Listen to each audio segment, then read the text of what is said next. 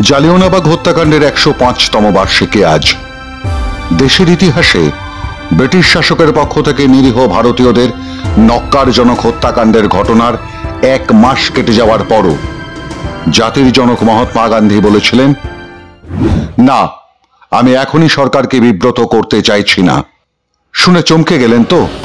তাহলে শুনে রাখুন, জালিয়ানওয়ালাবাগ হত্যাকাণ্ডের নৃশংস ঘটনার ১ মাস পরেও আন্দোলনে নামতে চাননি মহাত্মা গান্ধী। ফিরিয়ে দিয়েছিলেন রবীন্দ্রনাথের বার্তা। রবীন্দ্রনাথের বার্তা নিয়ে সে সময় তার সঙ্গে দেখা করতে গিয়েছিলেন শান্তিনিকেতনের শিক্ষক CF অ্যান্ড্রুজ।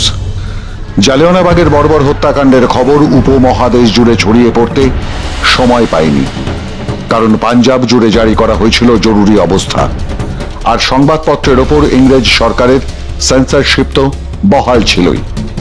পাঞ্জাব থেকে বহু দূরের এই বঙ্গদেশে তাই খবর এলো দেরিতে, কারণ শান্তিনিকেতনের শিক্ষক CF অ্যান্ড্রুজ তখন শান্তিনিকেতন থেকে দিল্লি গিয়েছিলেন।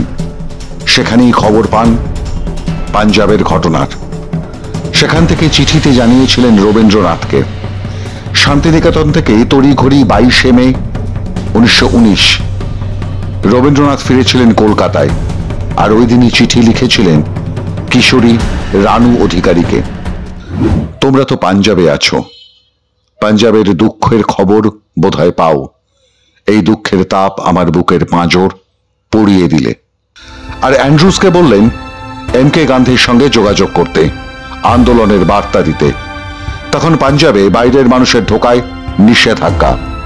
রবীন্দ্রনাথ চাইলেন দিল্লি হয়ে যদি রবীন্দ্রনাথ ও গান্ধী পাঞ্জাবে যাওয়ার চেষ্টা করেন তো কেমন হয়। গ্রেফতার করলে করবে ব্রিটিশ, তাতে প্রতিবাদের ও জনগণের প্রতিক্রিয়ার স্ফুলিঙ্গ আরো শক্তিশালী হবে। রবীন্দ্রনাথের এই বার্তা নিয়েই অ্যান্ড্রুজ দেখা করেছিলেন মহাত্মা গান্ধীর সঙ্গে। তিনি ফিরিয়ে দিলেন এই বলে, না, আমি এখনই সরকারকে বিব্রত করতে চাইছি না। হতাশ রবীন্দ্রনাথ স্তব্ধ হয়েছিলেন এই বার্তা শুনে, কিন্তু হাল ছাড়েননি। এরপর 29শে মে রবীন্দ্রনাথ নিজেই দেখা করেছিলেন বাংলায় কংগ্রেসের নেতা চিত্তরঞ্জন দাসের সঙ্গে, যার বর্ণনা তিনি পরে প্রশান্তচন্দ্র মহলানবিশকে লিখেছিলেন চিঠিতে। মহাত্মাজি রাজি হলেন না পাঞ্জাবে যেতে। কাল তাই নিজেই গিয়েছিলুম চিত্তরঞ্জনের কাছে। বললুম যে এই সময় সমস্ত দেশ মুখ বন্ধ করে থাকবে, তা অসহ্য। তোমরা প্রতিবাদ সভা ডাকো।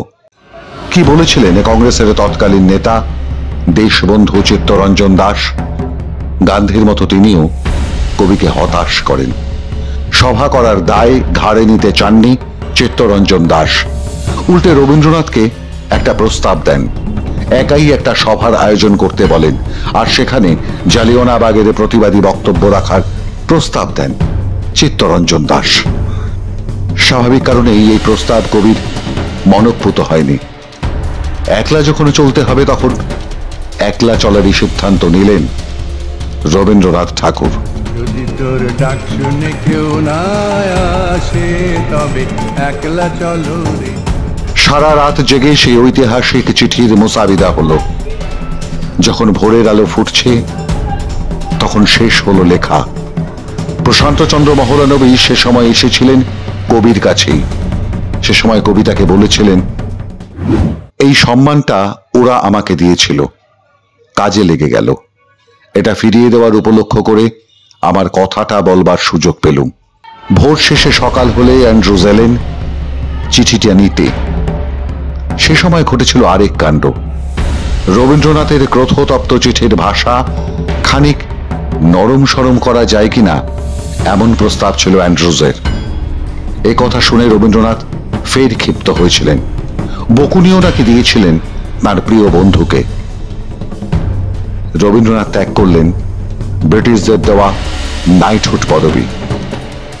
গোটা দেশ চমকে উঠল। প্রতিবাদের ভাষা এমনও হতে পারে? আরো একজন সৈনিক ছিলেন, জালিয়ানওয়ালাবাগ হত্যাকাণ্ডের প্রতিশোধ নিয়েছিলেন 21 বছর বাদে, দেশে নয় বিদেশে। তার কথা আগামীকাল। মাধ্যম ব্যুরো রিপোর্ট।